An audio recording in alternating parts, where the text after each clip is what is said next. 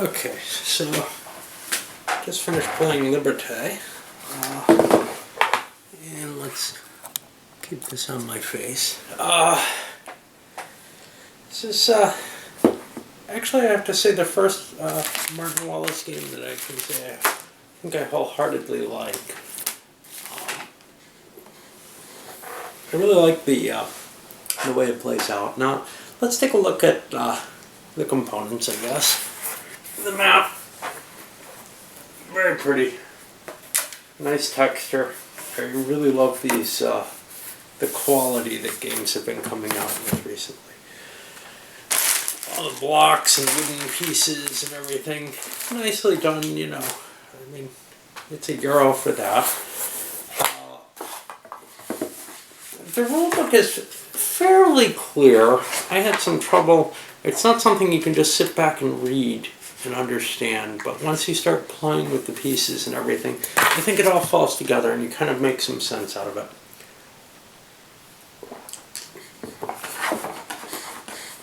The cards I found very good quality. They shuffle nicely. They have this really nice kind of appearance to them. They look almost worn because of the flag texture or whatever. The one thing that I disagree with, and they look great here while you're playing, they're fantastic, but this A and B is hard for my poor eyes to distinguish well. And that makes sorting it at the end of the game a little difficult, or before a game. But, you know, so what? You know, I mean, so you have to spend a little bit more care in setting it up than maybe one would hope in other games. So what about the play itself? I mean, obviously, I've already said I like it, but what is it that I like so much about it? And let me take a look, actually, at the sequence of play. These little player aid cards, you get one for each player, are kind of nice, too. I never even bothered looking at the back of them, and I barely looked at the front. It's a fairly simple and easy to grasp game. It's very, very fast paced, or it should be. I've mentioned this in an earlier part of the videos.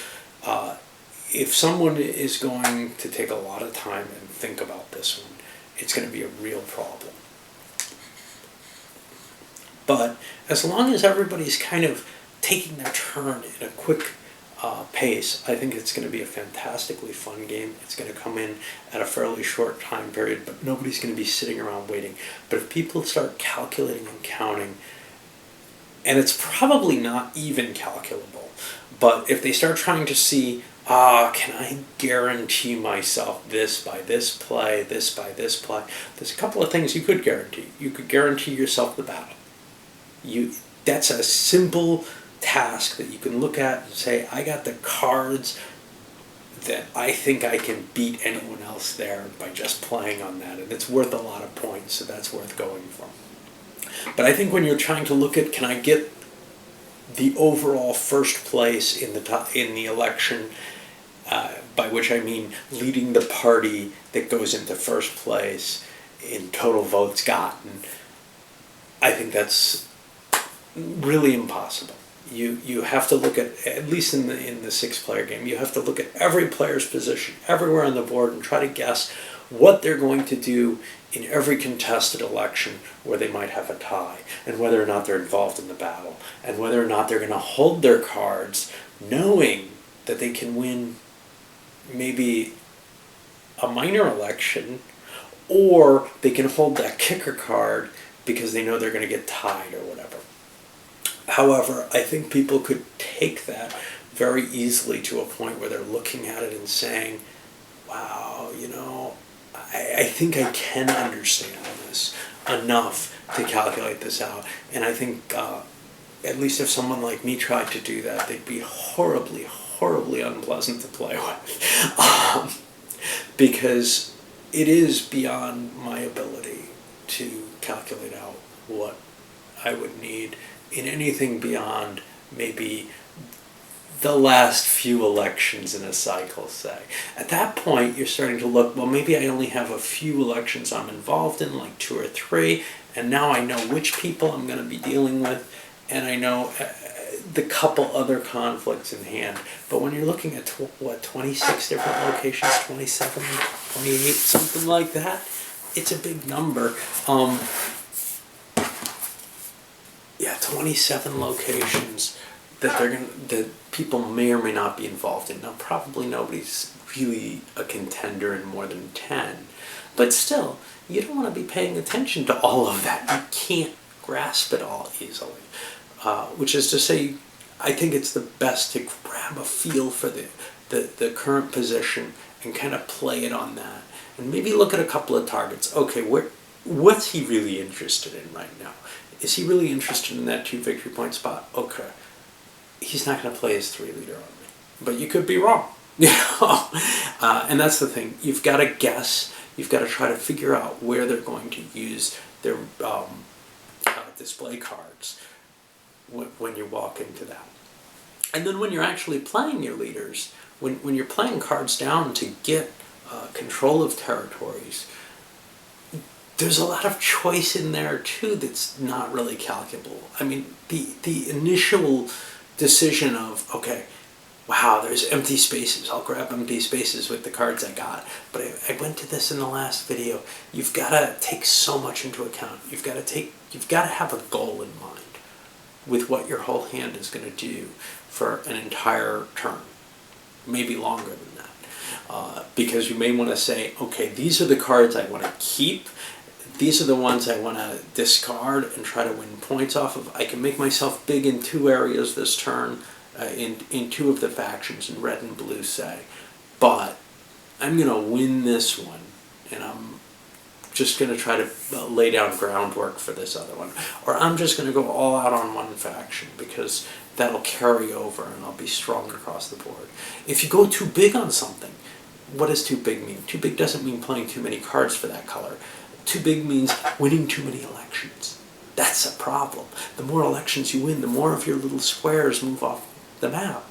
And if you lose more squares than you needed to, if you can't kind of cut it close and win each time, you're losing a lot more of your board presence. It might be better not to win it and not lose that much board presence, because going into the next turn, you may be high on points in everybody's target, having to go first, which means that they can really hose you over, because they're always going after you, and they will have the opportunity, no matter where the turn ends. You might miss a turn. You might not know the turn's going to end and not get to play a card you were counting on, but the people towards the end of the turn are going to get to play whatever they like. They're going to get at least one play that they can hold off on.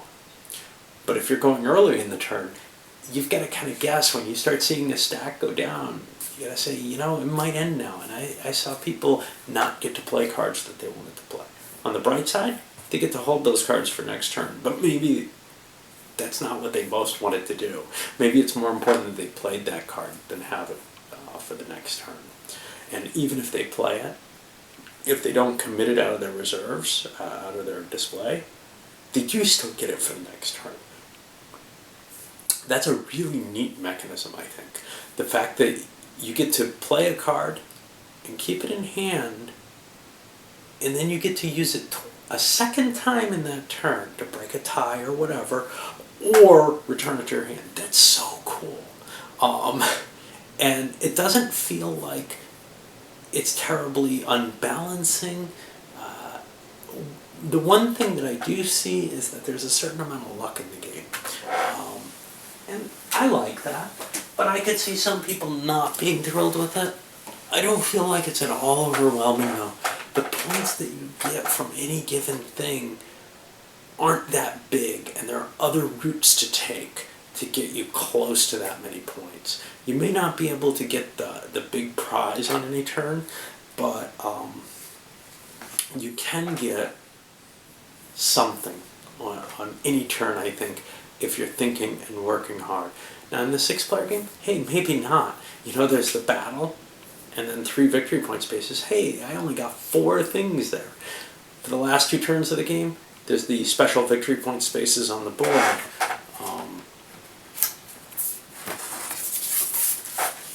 But you have to have the right cards for these, because if you look, orange, red, green, the first things voted on actually don't generate any of these. And it's quite possible you could have a handful of the wrong colored cards, or not enough power in the right colors to go after those, and you might have to go after something else. It's an interesting mechanism the way the ties work too, where that clears everything off the board. People who aren't tied and people who are tied, people who aren't tied obviously don't want to see a tie if they're in the area, because they're going to lose their presence. But here's the interesting thing. If you work a tie into an area, you may rather let the other person win that area this turn, or win it yourself. But I mean, that's besides the point.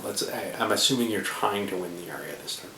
You might rather have the other person win this turn in order that you can keep your presence.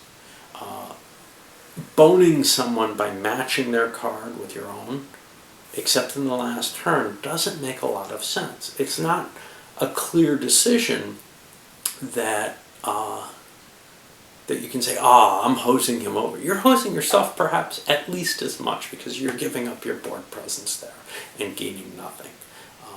Of course, they're getting that effect too, and you're taking away the victory point thing that they were playing for, that maybe they took away from you. But you do have to make a decision there. Are you going to play that card that hurts your position? Of course, you might want to play a lower card and force them to make the choice to play their higher valued card, which could win you an election further on, or win someone else an election further on that they wouldn't have otherwise gotten had that card been able to stay in reserve. Lots and lots of options here. Lots of interaction. I can see space for deal cutting. I can also see that groups that don't like a lot of deal cutting could play this perfectly fine. Not that I can really imagine that. I've never played in a situation where you couldn't talk about the game except diplomacy.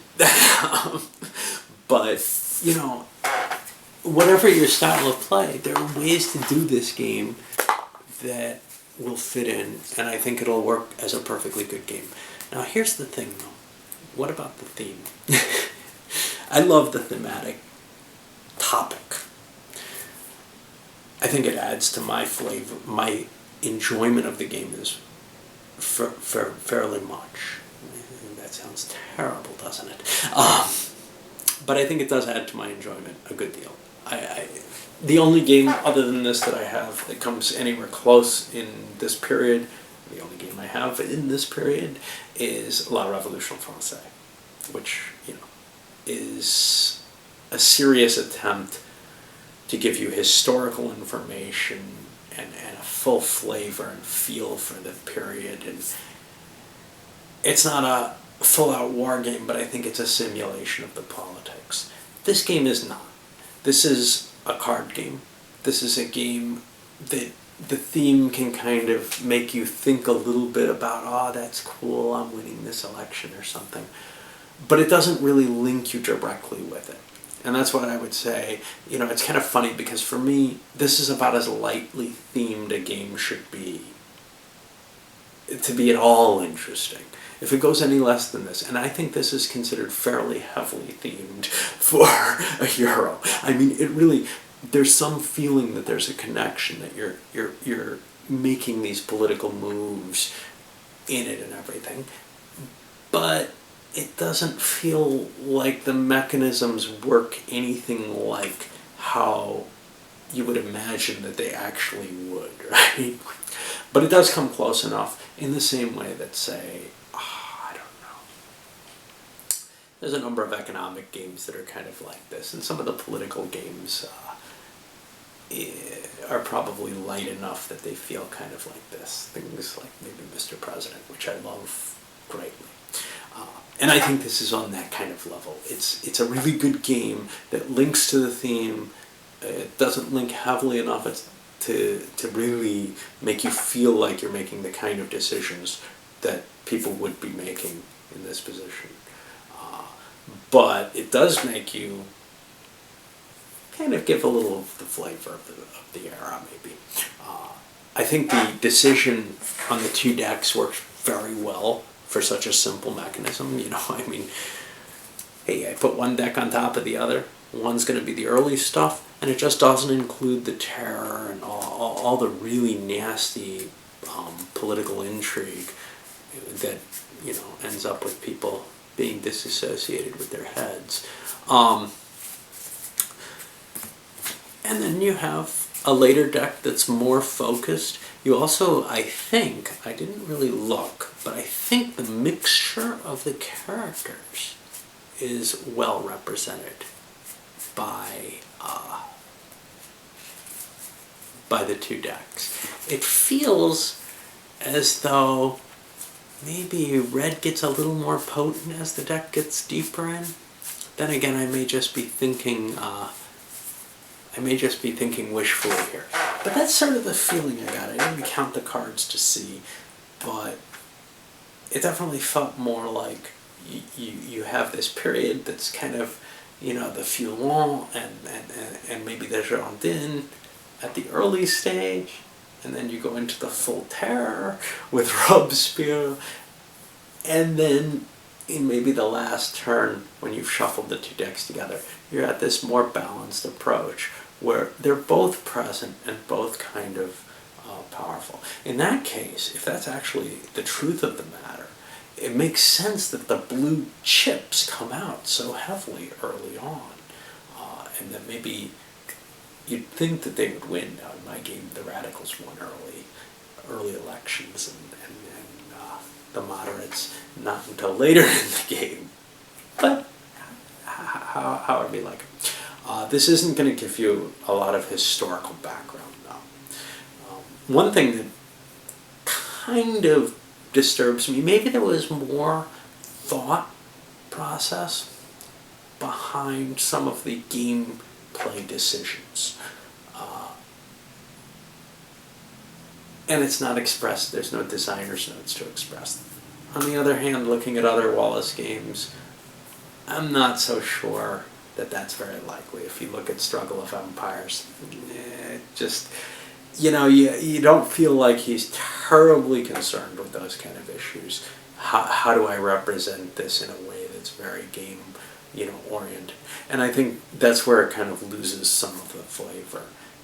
Whereas Brass feels like you're actually building real things connected, and Struggle of Empires feels like you're building an empire, even if they're not necessarily well linked historically. This one doesn't really feel like you're holding elections in the same way. It's a little bit lower down, I think, in terms of linking the theme. Anyway, I feel like I'm babbling on with no purpose, and that's pretty usual, I would guess. But from a first impression, looking at this, playing around with it, I really like it. I definitely think this is something that I wouldn't just say, hey, I'd be willing to bring this out once or twice a year, maybe.